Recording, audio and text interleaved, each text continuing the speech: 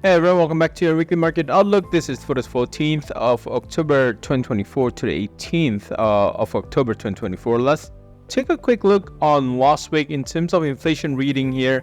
We're getting a lot of higher than expected consensus, higher than expected results for the inflation number here, especially the headline inflation.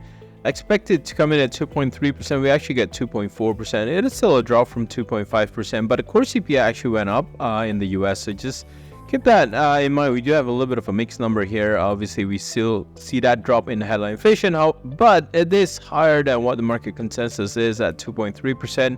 In terms of monthly growth there, again, if we take a look at what's going on here, we actually didn't see a change. Core CPI at 0.3%, monthly CPI at 0.2%. The consensus was for a little bit of a softer inflation to come in, but we didn't actually see that. So overall inflation number in the US is actually still pretty high at this point in time. Does that mean that the Fed jumbo cut was necessary the previous month?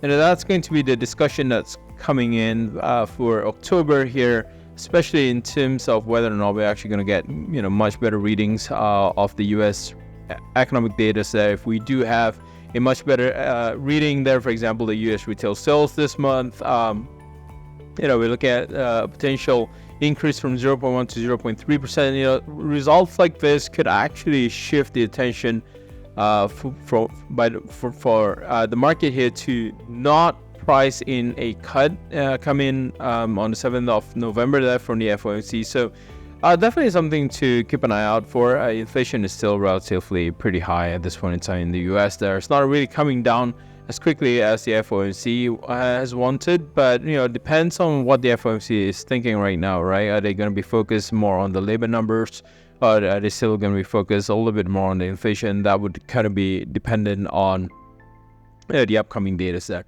But this week, the US market is actually going to be closed on Monday, and then we have the UK employment numbers, which is going to be on Tuesday. We're also expecting the inflation numbers from New Zealand and the UK. For the UK number, we are anticipating inflation to cool off from 2.2% to 1.9%. Employment numbers coming out from the Australian side of things, that will be on Thursday. ECB interest rate decision, market is currently anticipating a 25 basis points cut by the ECB this week on Thursday, and then we have the US retail sales number as well on Thursday, and then wrapping up the week will be the UK retail sales number. All right, let's just jump in onto the technicals here. For the technicals on the Aussie USD, overall this is still trading within a channel, an uptrend channel at this point in time. We're still looking at price being about at 67 cents. We got a pivot here at 67.50. We got resistance at 68 cents. We're anticipating for this week price to be traded between 67 to 68 cents. Right now, it is currently still above the Ishimoku cloud, so there's that higher probability there. And also, in terms of the positioning on the weekly pivot, support 1 is located at 67 cents, resistance 1 at 68 cents, pivot at 67.50. This is in line with the key levels that we are monitoring on the Aussie USD. All right, next is the Euro USD. This one here has actually transitioned below the Ishimoku cloud. That is something to be of concern. However, we have support right now at 1.09. Obviously, 1.0850, 1.09 is the critical level for the Euro USD. That has been kind of acting as a pivot for the Euro USD in 2023 and 2024. So we're right now back into that key levels there. So it'll be interesting to see whether or not the Euro USD could actually bounce off these levels. So it's too early to call for a confirmed trend reversal on the Euro USD unless we have that confirmed close below 1.0850 this week. But until that happens, we might actually see a slight bounce. If price bounces off 1.0850, 1.09, we could actually see a return towards 1.10. However, that move towards 1.10 is likely to test resistance, previous support as resistance. 1.10, if we take a look at the movement here this week, it's going to be where the resistance one is currently located. That's also going to be where the Ishimoku cloud is located. So we might actually see price bouncing off the current price level, correct itself a little bit, come and retest 1.10, confirm that as a resistance before price continues to go down. So it'll be very interesting to see the dynamics here for the Euro USD at around 1.10 as well as 1.0850 on the Euro USD this week. All right, pound USD is relatively still safe. It's still above the Ishimoku cloud. However, do note we are anticipating 1.3 to actually still hold as support. If we see a break below 1.3, then we might actually see price dip down a little bit lower. I'm not exactly quite sure if we have enough momentum to see a push below 1.29, but if we see that a daily close below 1.3, we might actually see price move to around where the support is currently located at 1.2950, and we might still see a potential bounce off those support levels on the pound USD. 1.3 is definitely still a strong level to watch out for. However, if we take a look at the formation here and considering the move back to 1.3, and it bounces off 1.3 would confirm a potential neckline on the pound USD, then we could actually be in for a potential head and shoulders pattern developing on the pound USD, which would mean we would estimate where the potential resistance is if there's any bounce off 1.3, and that will be at 1.32 and 1.3250 in the next few weeks on the pound USD. So just keep an eye out on the pound USD. For now, it is still above the Ichimoku cloud, but in transition below 1.3, that would shake things up a little bit. We might actually see swing buyers turn into sellers on the pound USD. So definitely something to keep an eye out for, especially if we see inflation comes in as per consensus for this week at 1.9%. That could actually signal the Bank of England to start, to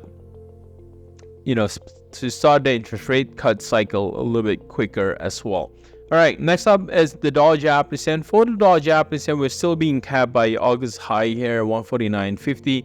And price has been testing this level for the past week, and we haven't broken off that 149.50 there. So if market gets exhausted at 149.50, if buyers are looking at this and saying, look, we just don't have the momentum to break 149.50 or 150, then we'll actually just close off our position. That could actually mean we might see a sharp rejection around this key level should it continue to fail this week. And we can also see that the current positioning is that this is exactly in the middle of the Ichimoku cloud, a very thick Ichimoku cloud. In fact, if we take a look at the support 1 all the way to support 3 on the weekly pivot, it's still within the Ichimoku cloud. So any movement all the way down to 145 is still going to be within the Ichimoku cloud.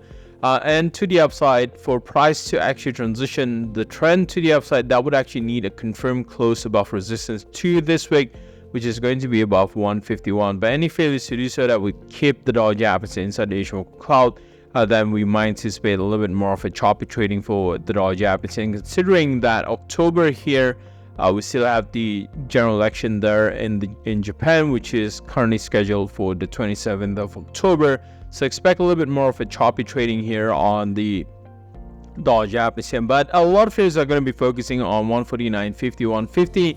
Any strong rejection at this price levels, then we can actually see a quick sharp sell-off on the dollar Japanese yen. That could see price move back to 147.50. Any break below 147.50 could trigger further drop to 146, 145 level on the dollar Japanese yen. So this is still a very volatile currency here. This is a very volatile instrument. So if you are not into the volatility, or if you don't have enough equity to trade in your account, it's best to avoid yen crosses at this point in time, just because the normal daily range for any yen crosses out there is actually between 100 to 200 pips. So it is a significant volatility that you need to keep in mind for this month on the yen crosses. All right, so with that, good luck with your trades, and I will see you soon.